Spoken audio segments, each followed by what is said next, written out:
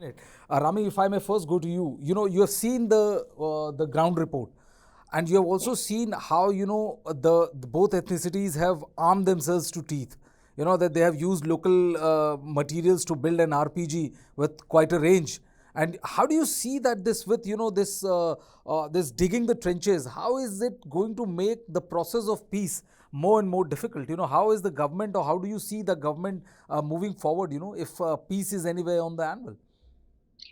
Brijesh, the only hope that I have is that this isn't, it means, of course, the violence this time has its own new and unique contours. But this isn't the first time that Manipur has seen violence on ethnic lines. It has happened before, and they have been equally bloody conflicts. And Manipur has sort of succeeded in recovering from that. And of course, it should have never happened and all of that. But the fact is, I still have hope that, the trust deficit, the fault lines can be overcome with time. Of course, it's not going to be easy, and this kind of militarization of villages, of people, is not going to be easy to bring back to normalcy. But eventually, in time, once the emotions come, once dialogue begins, and once people really get tired of this level of just flux in society, I think there will be some hope. Now, I have spoken about this before, that 10 years ago, when I used to travel Manipur, there used to be curfews at 4 o'clock. You couldn't travel on the highways, at nightfall. There wasn't any entrepreneurship. There weren't any restaurants, hotels, tourism.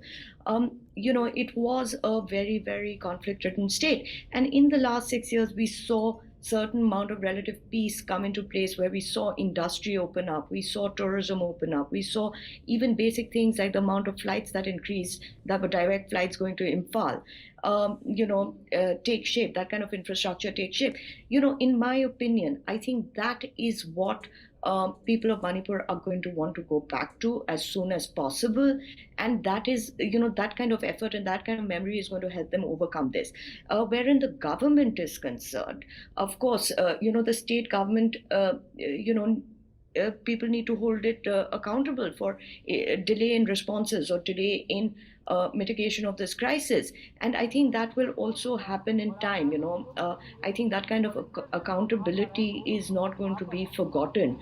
But in the meanwhile, I think the government has to ensure that there is the rule of law that is re-established in the state once again, whether that is by means of a dialogue, by means of the chief minister taking the kind of steps that we expect him to take, or that is by means of having our security forces do their jobs to the best of their capabilities. Not that they haven't been doing it already.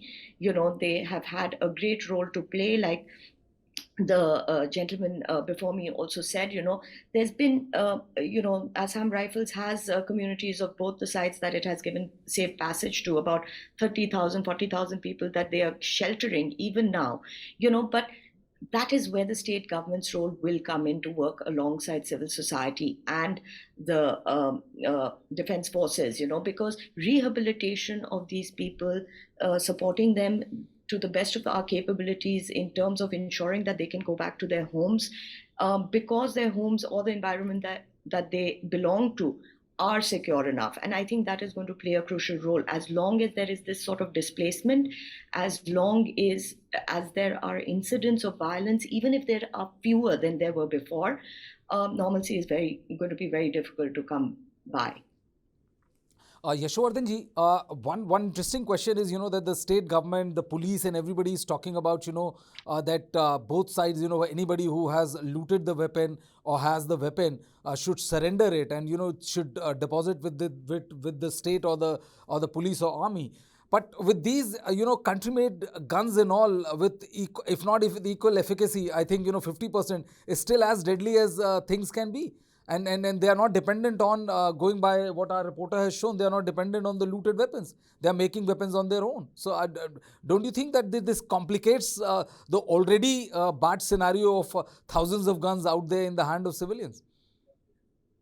Brijesh, let me say at the very outset that this policy of begging that with the snatchers that please लौटा दीजिए ये जो जितने arms आपने लूटे हैं. That was a very it's a joke actually, that when you have an established system and you're begging the snatchers to return back the arms by putting drop boxes outside the houses of politicians. And the worst part is that even the Director General of Police joined the charade in appealing to the snatchers to return. This is not how the things are done. So the first thing I think it should have been done is to now at least start registering cases. Have a tough IPS officer there who starts registering cases. Some of the weapons came back, Rajesh, after the magazine was empty. So they went and returned the weapons. Now, the second part is even more dangerous. The rifle propelled grenades and all these which are being used, they are being used from those pipes, GI pipes, and filled in with those caps with putting things inside, metal scraps and things like that. So yes, it creates another heightened dimension of this conflict. And you see, if most of these outposts carry this, and which has a range of fairly, as they are saying, plus 1 kilometer, then it's a war zone situation. And that's exactly what I'm saying. I totally appreciate the concerns and the appreciations of the lady who spoke before me, that yes, peace talks must begin. And I have a lot of faith in the ladies of Manipur who played a very, very important role earlier. But my point is, you have to create those conditions for peace talks. And that is where I'm pleading for center's intervention. Now, the first thing which you have to do in a situation like this, and we have seen many situations like this, the first thing is you create ground for peace. You have to have a presidential rule which sort of dismisses this government, has a able set of advisors, and takes very firm action in certain areas. I'm sure these different warring groups will come to the table once they know that a stable solution, at least in terms of law and order, has been found. So once you do that, you start now the crimes against women. You have to get investigative teams from outside, even on state to state deputation, to give them justice. Now, the worst part which happened was that even women joined the assaulting group and the mobs. So the situation is so accentuated by this feeling of hatred, that unless you have people adhering to the faith, ki fine, now we have a system which is fair, then only they will lay down the arms, then only they will stop their violence. And once that is done, I think the Peace Council should come in, the civil society should come in, and we will have the right ground for talks. Yes, Rami, you wanted to say something.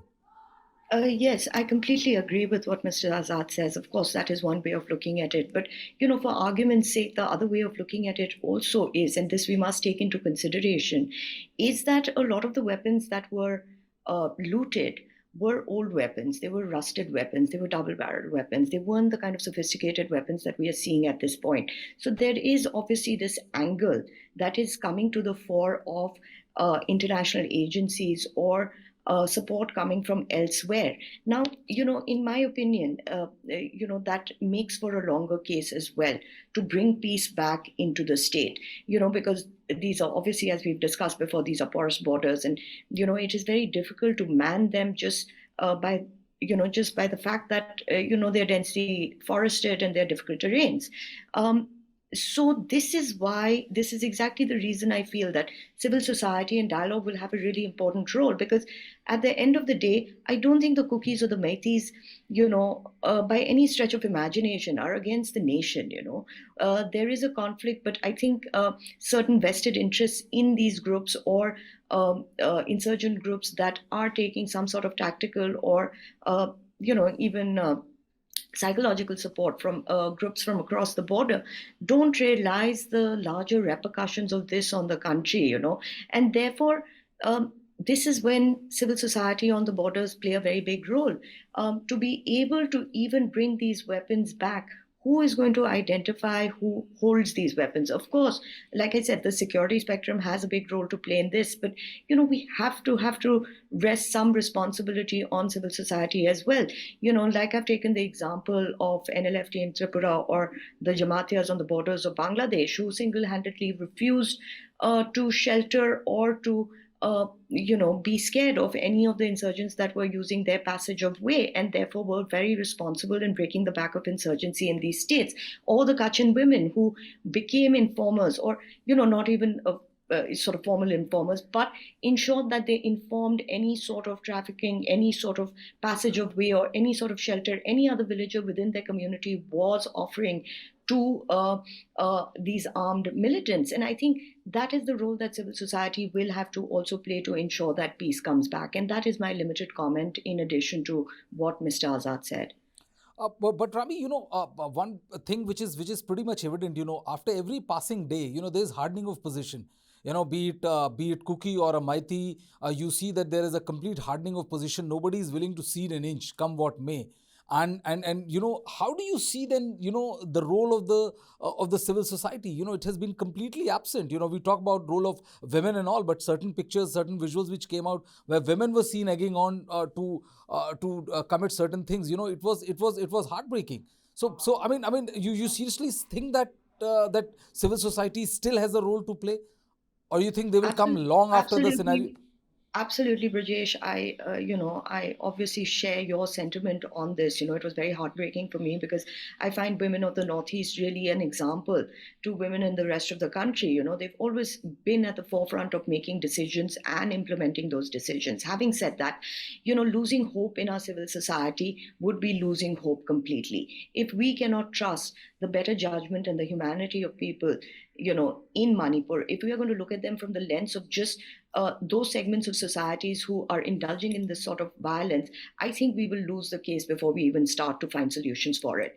So as much as I agree with you that there was a hardening of stance, I also must say that, over a period of time, the same people who were unwilling to come on the table for dialogue, the same people who said, we want a solution before peace, today are so tired of the implications of this conflict that we are slowly starting to hear voices saying, okay, yes, let's get into dialogue and let's slowly see where we can find a solution, and, have maybe it isn't by volition, maybe it is just by the sheer impact of the environment that they've had to endure, that they are saying, okay, we'll find a solution, but let's at least start talking. So, we must not marginalize the few voices that are coming up, and we must encourage them and we must give them focus. Because what people don't realize right now, Brijesh, is as much as, leading your community with a weapon against the other community may make you feel like a hero. The fact is, if voices were to come up who were really able to bridge the gap between these two communities, they would be remembered in history as the real heroes of Manipur. And I think those are the voices that we should be covering now. Okay, Dr. Raman Singh, I'll come to you in a minute. Thank you so much for patiently waiting out. Yes, Mr. Azad, you are raising your hand. Yes, a very, very limited point I Please. just wanted to make. You see, I am all for the civil society groups for talks. In fact, I have great faith that ultimately it will be the peace councils, the civil society, and the various tribal groups, the elders, who will go in for this peace. My problem is that, you see, when the peace councils were created earlier, some of them resigned out of fear, and some of them out of ethnic loyalties because they wanted to become heroes. So now what has happened is that it's so divided.